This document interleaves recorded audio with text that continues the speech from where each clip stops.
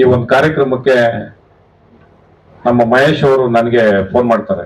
Sir ಬನ್ನಿ, ಈ ಒಂದು ಕಾರ್ಯಕ್ರಮ ಮಾಡ್ತಾ ಇದ್ದೀವಿ, ಜಯಂತಿ ಮಾಡ್ತಾ ಇದ್ದೀವಿ, ಆಮೇಲೆ ವಾರ್ಷಿಕೋತ್ಸವ ಇಟ್ಕೊಂಡಿದ್ದೀವಿ, ಕೆಲವು ಮಕ್ಕಳಿಗೆ ಪ್ರತಿ ಪುರಸ್ಕಾರ ಮಾಡ್ತಿದ್ದೀವಿ ಬನ್ನಿ ಅಂತ ಹೇಳಿದ್ರು. ಬಹಳ ಸಂತೋಷ.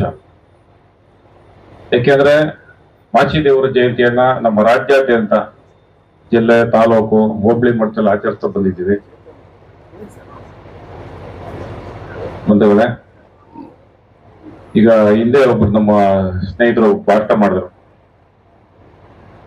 ಕೆಲವು ವಿಚಾರಗಳನ್ನೆಲ್ಲ ನಿಮ್ ಮುಂದೆ ಇಟ್ಟಿದ್ದಾರೆ. ನಾವು ರಾಜಕೀಯವಾಗಿ ಬೆಳೆದಿಲ್ಲ, ಶೈಕ್ಷಣಿಕವಾಗಿ ಮುಂದುವರಿಬೇಕು, ಸಾಮಾಜಿಕವಾಗಿ ನಮ್ಮನ್ನ ಹಿಂಜರಿತಾ ಇದ್ದಾರೆ, ಹೀಗೆ ಹತ್ತಾರು ಸಮಸ್ಯೆಗಳನ್ನ ನಮ್ಮ ಮುಂದೆ ಇಟ್ಟಿದ್ದಾರೆ. ಬಹಳ ಸಂತೋಷ. ಬಂಧುಗಳೇ, ನಾವು ಜಾಗೃತರಾದರೆ ಈ ಸಮಸ್ಯೆಗಳನ್ನ ಮೆಟ್ಟಿ ನಿಲ್ಬಹುದು ಅಂತ ನನ್ನ ಅನಿಸಿಕೆ. ಏಕೆಂದ್ರೆ ನಾವು ಜಾಗೃತರಾಗ್ಲಾದ್ರೆ ಯಾವುದೂ ಸಾಧ್ಯ ಇಲ್ಲ. ಶೈಕ್ಷಣಿಕವಾಗಿ ನಮ್ಮ ಮಕ್ಕಳಿಗೆ ಒಳ್ಳೆ ವಿದ್ಯಾಭ್ಯಾಸ ಕೊಡ್ಬೇಕು. ರಾಜಕೀಯ ಅನ್ನೋದು ಒಬ್ಬರಿಗೆ ಬಲಾಢ್ಯ ಸಮುದಾಯ ಮಾತ್ರ ಸೀಮಿತ ಅಂತ ತಪ್ಪು. ಯಾಕೆ ನಮ್ಮ ತರೀಕೆರೆ ಗೋಪಿಕೃಷ್ಣ ಅವರು ಇವತ್ತು ಸೆಣಸಾಡ್ತಾ ಇದ್ದಾರೆ. ಅವರು ಬಹಳ ಹತ್ರದಿಂದ ಸೋಲ್ತಾ ಇದ್ದಾರೆ. ಯಾವುದೇ ರಾಜಕೀಯ ಪ್ರಾತಿನಿಧ್ಯ ಕೊಡ್ಲಿಲ್ಲ. ಕಾಂಗ್ರೆಸ್ ಅವರು, ಬಿಜೆಪಿಯವರು, ದಳದವರು ಯಾವುದೂ ಸೀಟ್ ಕೊಡ್ಲಿಲ್ಲ. ಇಲ್ಲ, ನಾನು ಸ್ವತಂತ್ರ ಅಭ್ಯರ್ಥಿಯಾಗಿ ನಿಲ್ತೀನಿ, ನಾನು ಗೆಲ್ತೀನಿ ಅಂತ ಅವ್ರಿಗೆ ನಿಲ್ತಾನೆ ಇದ್ದಾರೆ. ಇದು ನಾವು ಬೆಳೆಸ್ಕೊಳ್ಬೇಕು. ಬಂಧುಗಳೇ, ಶೈಕ್ಷಣಿಕ ಬಹಳ ಮಹತ್ವಪೂರ್ಣ.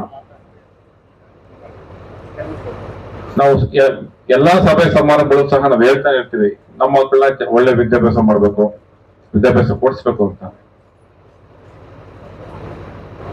ಉದಾಹರಣೆ, ನನ್ನ ಮಗಳು ಒಂದು ಇಂಜಿನಿಯರ್ ಮಾಡ್ತಾವಳೆ. ಸಂಸ್ಥೆ ಬಂದ್ಮೇಲೆ ಅವನ ಎಜುಕೇಶನ್ ಬಗ್ಗೆ ಗಮನನೇ ಕೊಟ್ಟಿರಲಿಲ್ಲ. ಅವನ ಪರ್ಸೆಂಟ್ 55% ಬಂದಿತ್ತು.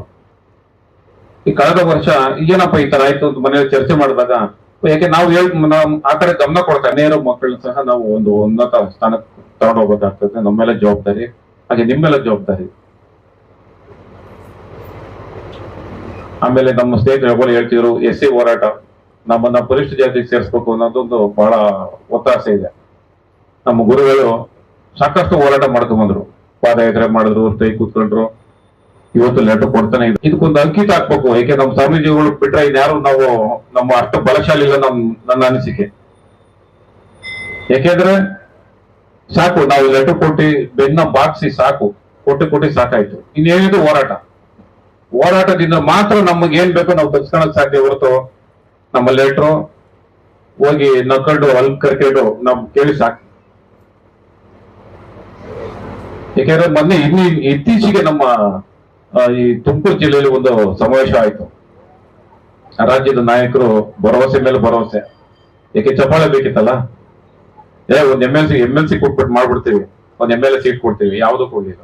ಆಯ್ತು, ಆದ್ರೂ ನಮ್ ಜನಾಂಗದವರು ಒಂದ್ MLA ಆಯ್ತು, MLC ಸಿಕ್ತು ಅಂತ ಆಸೆ ಪಟ್ರು. ಅವು ಆಸೆಗೆ ಮಾತ್ರ ಸೀಮಿತ ಆಯ್ತು. ಬಂಧುಗಳೇ, ಈ ಪರಿಶಿಷ್ಟ ಜಾತಿ ಅನ್ನೋದು ಒಂದು ಸಣ್ಣ ಮಾಹಿತಿ ಕೊಟ್ಬಿಟ್ಟು ನನ್ ಯಾಕೆಂದ್ರೆ ಇನ್ನು ಸಾಕಷ್ಟು ಜನ ಇದ್ದಾರೆ ನಿರೀಕ್ಷೆ, ಅವ್ರ ಮಾತುಗಳು ನಾವು ಕೇಳೋಣ.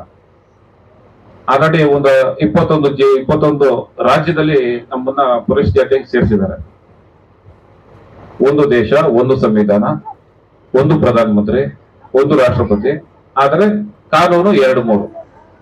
ನಮ್ಮನ್ನ ಹಂಗೆ ತೊಳ್ಕೊಂಡೇ ಹೋಗ್ತಾ ಇದ್ದಾರೆ. ಉದಾಹರಣೆ, ನಮ್ಮ ಹೋರಾಟ ಇಲ್ಲ,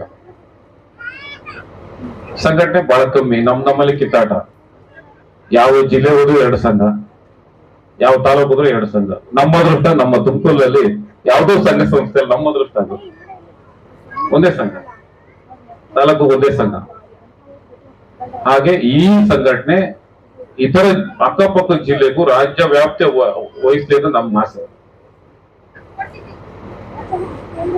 ಬಂಧುಗಳೇ, ಏಕೆಂದ್ರೆ ಆಲೆ ಮಧ್ಯಾಹ್ನ ಬಿಸಿಲು, ನಾವು ಅದ್ರ ತಣ್ಣ ಕೂತಿದ್ದೀವಿ.